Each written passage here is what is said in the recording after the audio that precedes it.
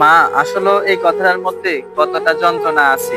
আসলে যার মা নেই সে একমাত্র বোঝে, যার বাবা নেই সে একমাত্র বাবা হারানোর যন্ত্রণা কতটুকু সে একমাত্র বোঝে।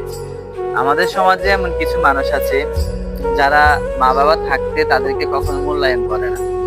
ধরেন আমার আসলে মা নেই, গত 4 বছর আগে মারা গেছে। তো আমি আসলে যখন বিদেশে যাওয়ার জন্য যত আইডেন্টিফিকেশন আছে তৈরি করতে গেছি, প্রত্যেকটা জায়গায় মায়ের আইডি দরকার হয়েছে, মায়ের সাইন দরকার হয়েছে।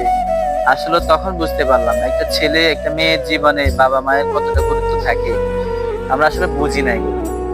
ধরেন আমার যখন মা মারা গেছে তখন আসলে আমি এই বিষয়গুলো নিয়ে অতটা চিন্তা করি নাই বা এতটা ক্রিটিক্যাল হবে এটা কখনো কল্পনা করি নাই। ধরেন বাড়ি ফিরে কোনো কাজ নেই, তারপরেও জিজ্ঞেস করি মা কোথায়। হঠাৎ করে জিজ্ঞেস করি মা মা, ডেকে বসে থাকি নিজের অজান্তে। আসলে মা যে নাই এটা আসলে জানি, তারপরও নিজের অজান্তে হঠাৎ করে মা মা বলে ডেকে ফেলি। আসলে মা বাবা ছেলেদের লাইফে বা মেয়েদের লাইফে এতটাই প্রয়োজন, যেটা আমরা কখনো হয়তো হারানোর আগে কল্পনা করতে পারি না বা বুঝিও না। বিষয়টা হচ্ছে এরকমই। দাঁত থাকতে তাকে নলমজ এরকম বুঝি না, হারিয়ে যাওয়ার পরে বুঝি খাবার খাইতে পারি না, তখন যে বোঝা যায় যে দাঁতের কতটুকু গুরুত্ব। আসলে সেম ততটুকু এরকমই মায়ের আর বাবা ছেলেদের লাইফে বা মেয়েদের লাইফে কতটা প্রয়োজন, তখন হয়তো আমরা আসলে বুঝি যে কতটা প্রয়োজন। তো একটা কথাই বলবো, নিজের অজান্তে বা নিজে জেনে শুনে যদি মা বাবাকে কষ্ট দিয়ে থাকে, তো আজই হয়তো ভিডিওটা দেখার পরে মা বাবার কাছে ক্ষমা চাইবেন। দেখবেন মা বাবার মন এতটাই নরম, আপনাকে ক্ষমা করে দিবে।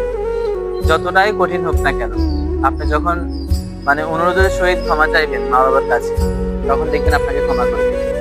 মা আর বাবা আসলে যতই শক্ত হোক, ছেলে আর মেয়ের ক্ষেত্রে একেবারে নরম, তাদের মন একবার নরম।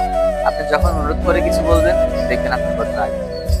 তো একটাই কথা বলবো, সকল মা বাবার প্রতি আমার আন্তরিক ভালোবাসা রইলো ও তাদের জন্য দোয়া ও ভালোবাসা রইলো।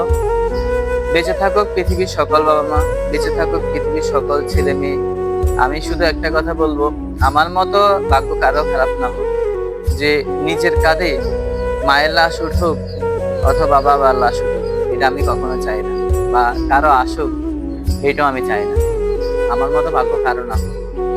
আমি আসলে বুঝি, আমার মায়ের লাশ যখন আমি কাঁধে নিছি, তখন আমি বুঝছি, তখন আমি আসলে বুঝছি যে আমি আসলে কোন জিনিসটা রেখে আসতে যাচ্ছি কবরে, কোন জিনিসটা হারিয়ে গেছে আমার লাইফ থেকে।